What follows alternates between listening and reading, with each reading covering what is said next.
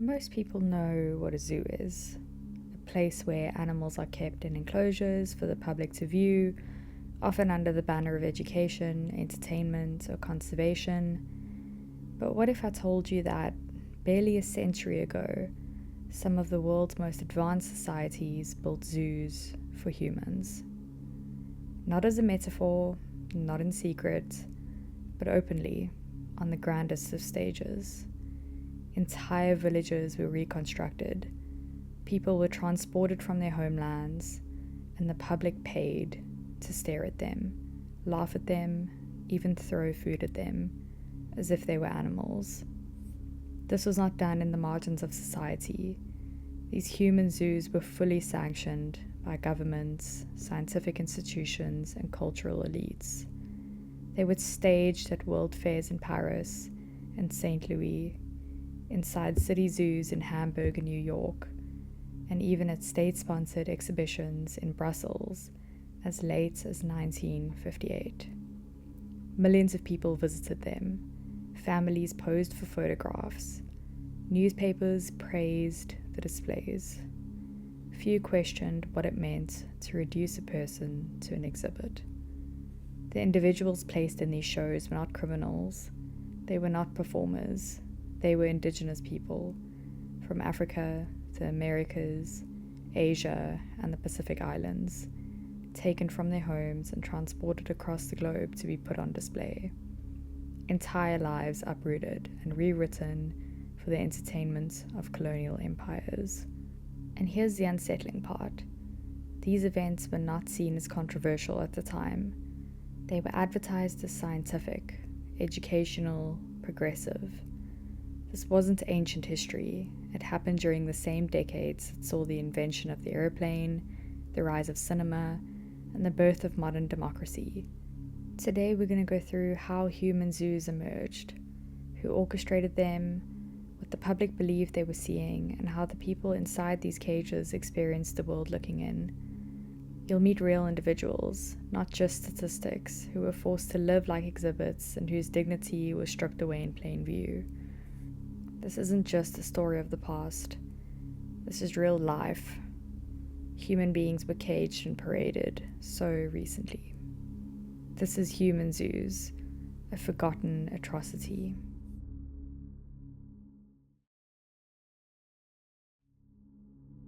To understand how human zoos became possible, we need to look at the forces shaping it. The Western world in the 19th century. This was the age of empire. By the mid-1800s, European powers had carved up most of Africa, Asia, and the Pacific into colonies. These territories were seen not just as sources of wealth and raw materials, but as living proof of European dominance. At the same time, a new obsession was taking root in Western society: scientific racism. Influential thinkers, many of whom called themselves anthropologists or naturalists, believed that humanity could be divided into biological races, ranked from advanced to primitive. It was a convenient fiction, dressed up as science, that placed white Europeans at the top and justified colonization as a civilizing mission. Colonialism fed the science, and science in turn legitimized the cruelty of empire. Into this ideological soup came a thirst for spectacle. The 19th century saw the rise of public exhibitions, world fairs, and zoos. These were the cultural institutions of modern cities, meant to inspire and educate the masses, and they quickly became stages for imperial power. Europeans didn't just want to conquer the world, they wanted to display it. One of the earliest examples was the 1877 Paris exhibition, which featured Nubian men from Sudan performing sword dances and mock tribal rituals. The crowds came in droves. The concept stuck. Soon these exhibitions were being formalized. Whole villages were reconstructed in European capitals, populated by real people from colonized lands. They were asked to wear traditional dress, perform daily tasks, and live behind fences while onlookers pointed, jeered, and took photographs. The illusion was that these were authentic representations of uncivilized tribes.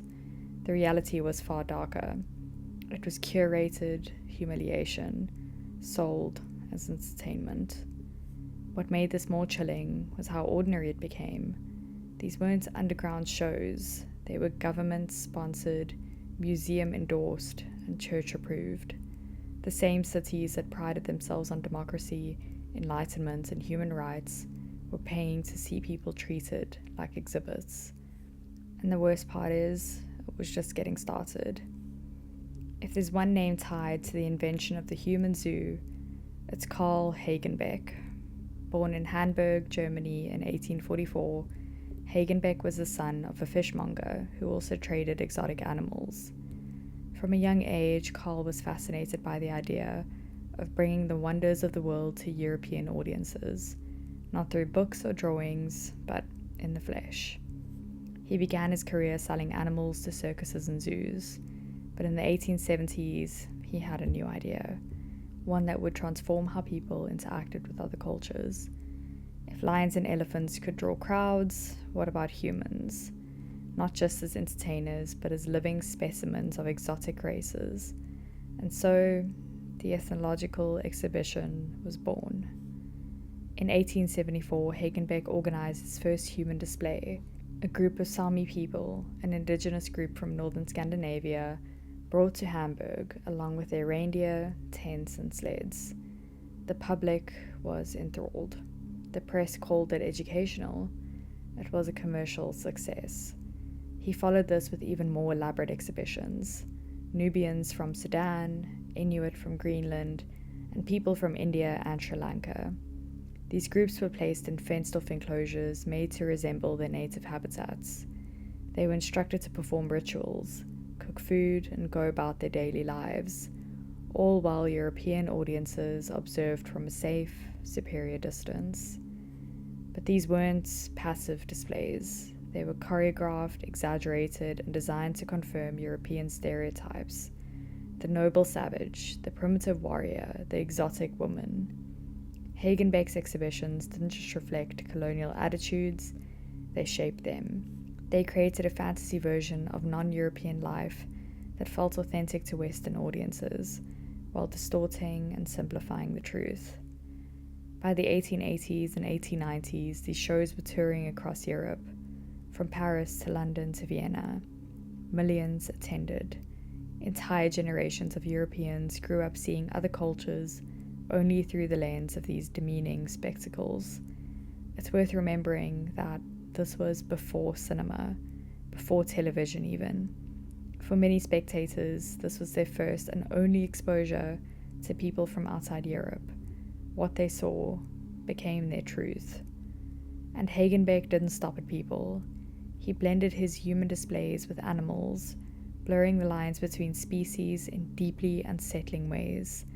In some exhibitions, people and animals were made to interact, reinforcing racist ideas about the closeness of primitive humans to the natural world and their distance from European civilization. Despite criticism from some quarters, especially religious and human rights groups, Hagenbeck remained unapologetic. He insisted his exhibitions were educational, even uplifting, but history tells a different story. Carl Hagenbeck may have died in 1913, but his legacy lived on. His blueprint was copied for decades to come, in France, Britain, and most famously in the United States. By the end of the 19th century, the idea of displaying people from colonized nations had moved far beyond traveling exhibitions. It had become an institutionalized part of public life, showcased at the world's largest and most celebrated events, world fairs. These fairs, also called universal expositions, were intended to celebrate progress, science, and modernity, but alongside industrial marvels and new inventions, you would often find something far more sinister: reconstructed tribal villages, complete with real people from colonized lands, forced to live and perform behind fences. The 1889 Paris World Fair was one of the earliest and most infamous examples, held to commemorate the 100th anniversary of the French Revolution and the supposed birth of liberty and equality. Stood at its center 400 men, women, and children from French colonies in Africa and Asia, were brought to Paris to act out scenes from their daily lives. They were exoticized, infantilized, and gawked at by over 28 million visitors. Crowds didn't see individuals, they saw types. A living catalogue of empire, proof that France's civilizing mission was not only justified but noble. Just 15 years later, in 1904, the United States followed suit with the St. Louis World's Fair, also known as the Louisiana Purchase Exposition. Over 1,100 people from the Philippines were displayed in recreated tribal environments. Some were even shown as savages. Headhunters from the Igorot tribe were made to eat dogs in front of audiences to underline their supposed barbarism. Others from the more westernized Visayas region were used as contrast, the civilized natives that American colonialism had saved. The message was clear. Colonization brought order to chaos. Civilization is savagery. And by putting these people on display, the colonizers claimed both moral and intellectual superiority. But it wasn't just at fairs. City zoos, places meant for animals, also began including human exhibitions. In Berlin, Hamburg, and even New York, people from Africa and Asia were placed in enclosures just steps away from the lions and apes. None of these events were secret. They were advertised in newspapers, endorsed by politicians, and praised by the public. Families brought their children, schools organized trips.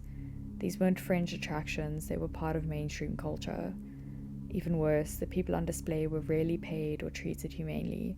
They lived in uncomfortable, artificial environments, were fed poorly, many became ill, and some even died. Their identities, languages, and histories were erased, reduced to costumes and cliches. And still, the exhibitions continued, because for the empires of Europe and the growing power of the United States, these displays weren't just about entertainment, they were about control, about showing the world and their own citizens who held power and who did not, who was fully human and who was not. If there is one name that haunts the history of the human zoos, it is Ota Benga. He was a young man from the Mbuti people, one of the indigenous pygmy groups living in the forests of what is now the Democratic Republic of Congo. In 1904, at just around 23 years old, Ota Benga was taken from his homeland under the pretense of joining a scientific expedition. What followed was a spiral of dehumanization and tragedy. He was first displayed at the St. Louis World's Fair, along with other Africans brought over to represent the lowest rung of human development. He was just 5 feet tall, with filed teeth, a cultural custom of his tribe. To Western eyes, this made him the perfect specimen for reinforcing racist myths about the African savage. At the fair, he was made to dance, perform mock hunts, and endure endless scrutiny from American crowds. His dignity was reduced to curiosity. His identity was rewritten by others. His presence was meant to prove the superiority of the West. But it got worse. In 1906, Ota Benga was taken to New York City and placed on exhibit in the Bronx's Zoo Monkey House. He was housed with an orangutan. His sign read, "The Missing Link." Visitors came in droves. They laughed, they pointed, they watched him through the bars of a cage and debated whether he was closer to ape or man. The New York Times published glowing reviews of the exhibit.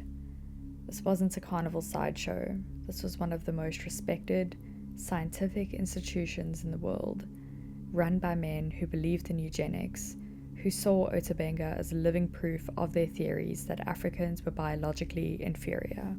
Thankfully, the backlash did eventually come.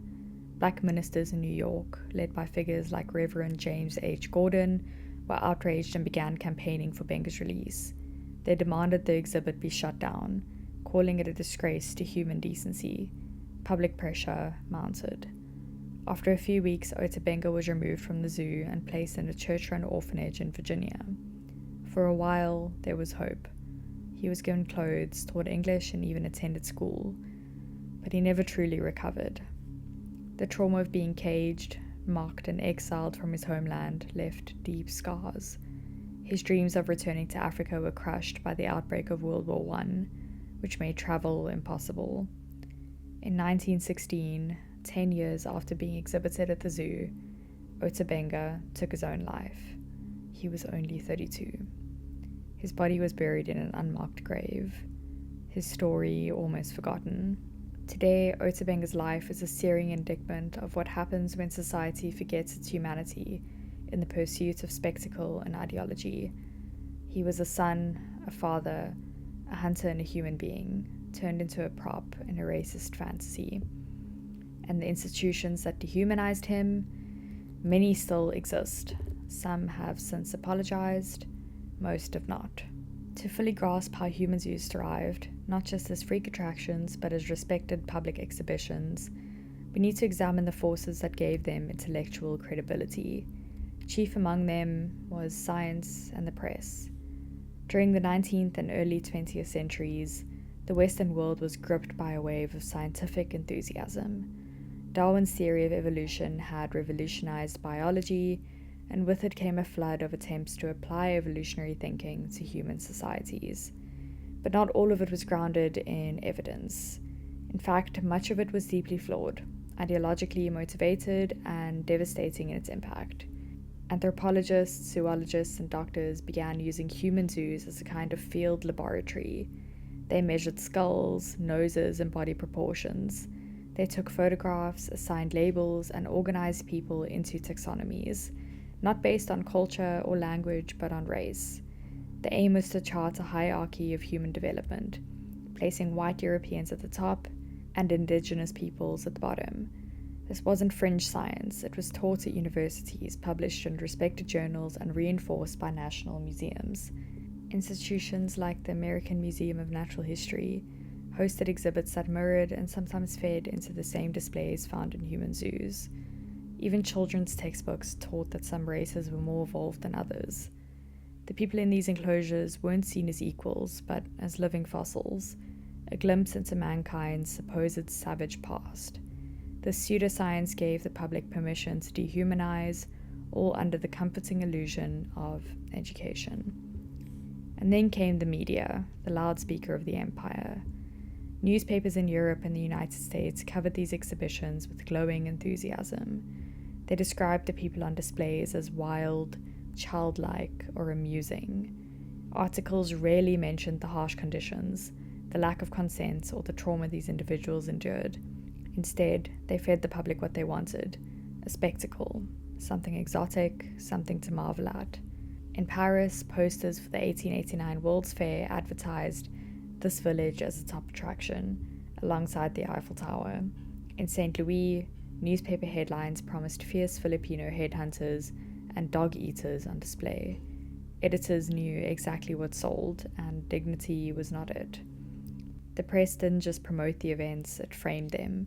It shaped the narrative that these human exhibitions were harmless fun or even benevolent projects, that the people on display were lucky to be under Western care, that they were being uplifted, civilized, and improved. But behind these carefully crafted words were real lives, stripped of agency and reduced to props. The public really saw the exhaustion, the humiliation, or the quiet despair of those on the other side of the bars. In many ways, the success of human zoos was not just about who was behind the fences, it was about who was holding the pen and wearing the lab coat. Scientists gave the exhibitions intellectual cover, journalists gave them reach, and together they built this false reality, one that would take generations to dismantle. It's easy to talk about human zoos in terms of history, politics, or ideology, but behind every enclosure, every World's Fair, every colonial exhibition were real people, people with families, names, languages, and inner lives, people who had no say in what happened to them. What was it like to be one of them? For many, it began with deception or coercion. Some were told they were being taken abroad to work or to represent their cultures with pride. Others were outright abducted by colonial officials or recruited by agents working for showmen like Carl Hagenbeck. In most cases, they had absolutely no idea what awaited them. Upon arrival in Europe or America, the conditions were often bleak. Individuals were forced to live in mock villages that were crude, inaccurate representations of their homes, grass huts in the middle of Paris, dirty floors on zoo grounds in Hamburg, open fires in the cold of a northern winter. These spaces were not built for comfort, they were built for authenticity, or at least the illusion of it. Most were expected to perform constantly. This could mean singing, dancing, cooking, fighting with wooden spears, or mimicking tribal rituals multiple times a day. They were rarely given the option to refuse. The spectacle had to go on. And then there were the crowds.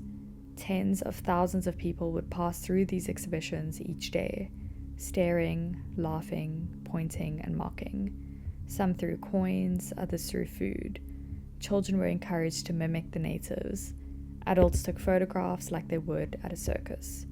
There was no privacy, no escape, nowhere to say, "This is not who I am." Diseases spread quickly in these artificial environments. People got sick from the cold, from poor sanitation, from malnutrition. Some died. Their names rarely made it into the newspapers that had once advertised their arrival. Perhaps worst of all was, of course, the psychological toll. Imagine being surrounded every day by people who treat you as less than human, who stare at you as though you're a curiosity, who believe they're superior just because you speak a different language or have darker skin. Some individuals tried to resist. They refused to perform. They demanded better treatment. A few escaped, but most had nowhere home, and no one on the outside fighting for them. The colonial authorities who had shipped them out could just as easily erase them if they became inconvenient. And yet they endured.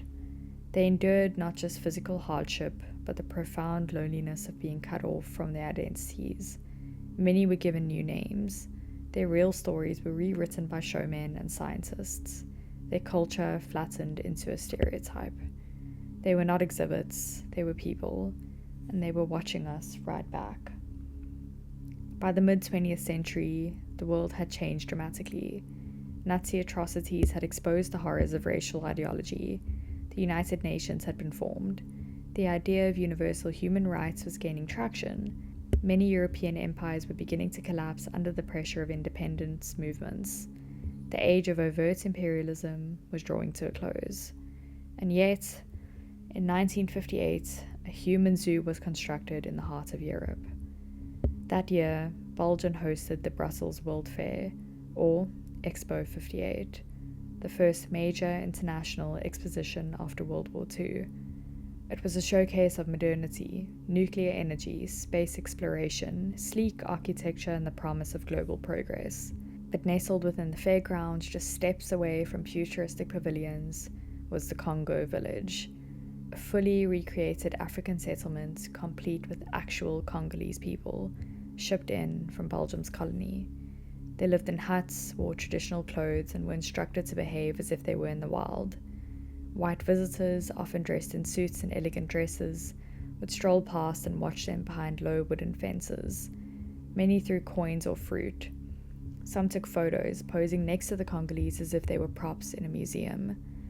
This display was not a relic of the past, it was present, backed by a Belgian state. The purpose was to demonstrate how well Belgium had civilized its colony, but the irony was stark. The people in the Congo village were forced to act more primitive than they really were.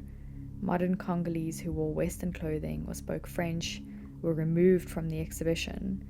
The illusion had to be preserved. The participants weren't volunteers in any meaningful sense. Many were misled about the purpose of their trip. Others were humiliated by the conditions, subjected to heat, scrutiny, and racist taunts. Their movement was restricted, their identity erased, their presence reduced to performance. International backlash did come, slowly. African intellectuals, anti-colonial activists, and a few brave journalists began to criticize the exhibition. But the real shift came just 2 years later, in 1960, when the Congo declared its independence from Belgium. Suddenly, the lie at the center of the Congo village was exposed. The so-called civilizing mission had never been about empowerment, only control. What made Expo 58 so disturbing wasn't just the exhibition itself, but the time in which it happened. The This was post-Holocaust, post-Nuremberg, post-UN Declaration of Human Rights. The world had supposedly learned the cost of dehumanization, and yet there it was, thriving, funded, and cheered. The Congo village was one of the last officially sanctioned human zoos, but it was not the only late example. Informal tribal villages persisted into the 1960s and 70s, sometimes under the guise of tourism or cultural festivals. Even today, in some parts of the world, so-called ethnic shows continue to reduce entire communities to caricatures for travelers seeking the exotic. The truth is, the cages didn't just disappear, they evolved. Expo 58 marked the end of an era, but not the end of the mindset that allowed human zoos to exist in the first place. That belief, that some people are spectacles and other spectators, still lingers. It's easy to dismiss human zoos as something from a distant, ignorant past, but the truth is, they were part of mainstream society, endorsed by governments, scientists, and media, and they happened as recently as the 1950s. What makes this history so disturbing is how normalized it was. People were taken from their homes, displayed like animals, mocked and stripped of their identity, all while the public cheered and called it education. That's not just uncomfortable, it's horrifying. This wasn't a fringe experiment, it was a widespread system that dehumanized entire populations for entertainment and control. And the worst part is that the attitudes behind it didn't disappear, they evolved. We still see versions of it today, in how certain groups are portrayed in media, how indigenous cultures are exoticized for tourism, or how migrants are treated as statistics instead of people. The same logic, that some lives are worth less, is still around. It just looks different now. If we don't understand how easily people accepted into this kind of cruelty, we won't recognize it when it starts to happen again, in more subtle, modern forms. This history is really uncomfortable, and it should be, but looking away doesn't fix anything. Facing it is the only way to make sure we don't repeat it.